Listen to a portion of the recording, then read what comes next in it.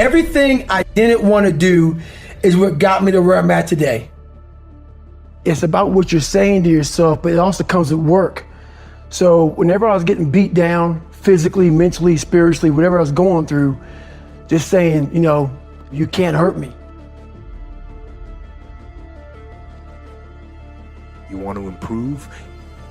You want to get better? You start right here.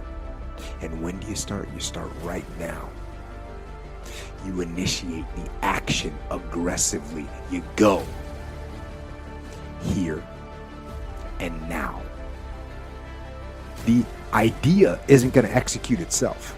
You have to do it, and you have to do it now.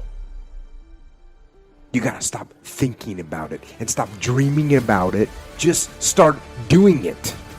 Take that first step and make it happen. You have to have thick skin to get better. You have to call yourself out. If you're fat and you're f***ed up, I want to hear that.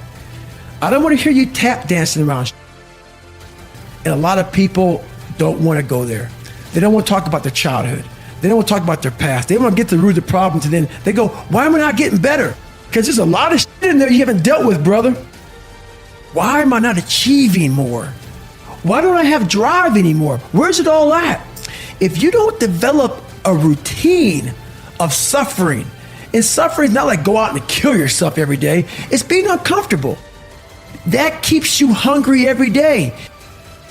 I'm gonna go challenge myself for 30 days or for 2 weeks or run this one marathon. And it ends, I did one marathon. That's why it leaves you. It leaves you because you haven't set up the next obstacle. Obstacles is how you grow. You must continue to have friction. Friction is where growth is at. With no friction, there's no growth.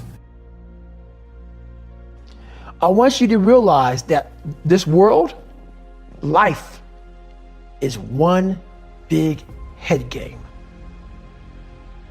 You're not ashamed of who the f you are. You're not ashamed of what life made you, what you helped life make you. All that shit, all that bad shit that's now in this big pot that's stirring, you're no longer ashamed of it.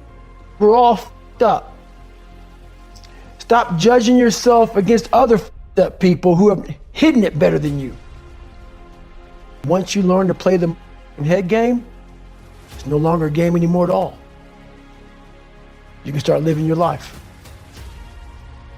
Learning how to utilize your own thoughts to trigger productive action is one of the biggest competitive advantages you could ever develop in life. You have to learn to become aware of the two voices that you have and everybody has in their head. One is the bitch voice. That's the voice that talks you out of all the things that you know you should do. And then you have the boss voice. Like the boss voice is the voice that says, hey, motherfucker, why don't you get your fat ass up off the couch and go for a walk? It knows what you should do, and it tells you what you should do. Your bitch voice says to you, oh man, you've had a long day, worked really hard today. You could take today off and pick it back up tomorrow, dude, and you'll be good. If it's telling you to not work out, then what you should do is you should flip it right away and then go do some sort of workout. Now, do you have to go run a marathon? No. But if you get up and you went for a 20-minute or 30-minute walk where you normally would have done nothing, think of what's going to happen over the course of time and what your life will look like even after 1 year of doing this. So I've been grinding lately. Every day, running over 20 miles a day, getting up early, going to bed early, eating the right shit. This last week, started taking a toll on me. I usually don't think too much. Get my shoes on, head the fuck out. I've been thinking a lot. That internal voice has been talking to me. Talking about, oh man, you're tired. Looking at my shoes about 30 minutes before I put the motherfuckers on. Pushing back the time of that I go out to go run.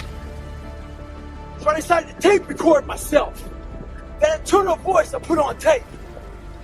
Sounds like a straight bitch when I listen to that motherfucker. So if you ever have a hard time out there, tape yourself. Listen to what kind of bitch you're being. if you want to be great, you want to be best ever at what you do, you're going to be misunderstood by everybody because you're going to be so obsessed and so driven to get there. That's what it takes. It takes every second of your life. Anybody says balance? Yeah, balance is important for a lot of people. It is. But if you want to go to that edge where people do not like you, don't understand you, question everything you do, you've arrived. You're in that spot of obsession and drive where people are like, what the f is wrong with this guy? You will never understand what is wrong with me. I have this haunting voice in the back of my head. A lot of us have it. We just ignore it. And it was there for years.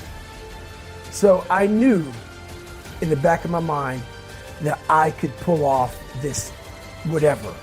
Whatever I wanted, I knew I could. I knew that, but I was afraid of the work because I wasn't gifted with brains. I wasn't gifted with God-given talent as far as like athleticism. So I knew to get to where I had to go, to be on the same playing field as these men, to even try out for this program, I knew the work was going to be something that I didn't want to even attack. So I was just putting it off. It haunted me. The voice in my head said, you know what, man, you're going to die never even trying to reach your full potential.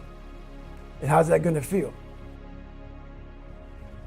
So my big thing is when I live my life, I want to make sure that when I'm dead and gone, that I wring that wash rag out, and that wash rag is my soul. And I also believe that we're going to end up one day meeting a maker if you believe in one. And I believe that maker knows everything about you. And I believe that God has a chart. And one of my biggest fears in life was to see that chart and not have every block checked off. You know, I want to make sure that I'm constantly pursuing whatever it is I'm pursuing just to be the best I can, just constantly grinding myself into a fine powder.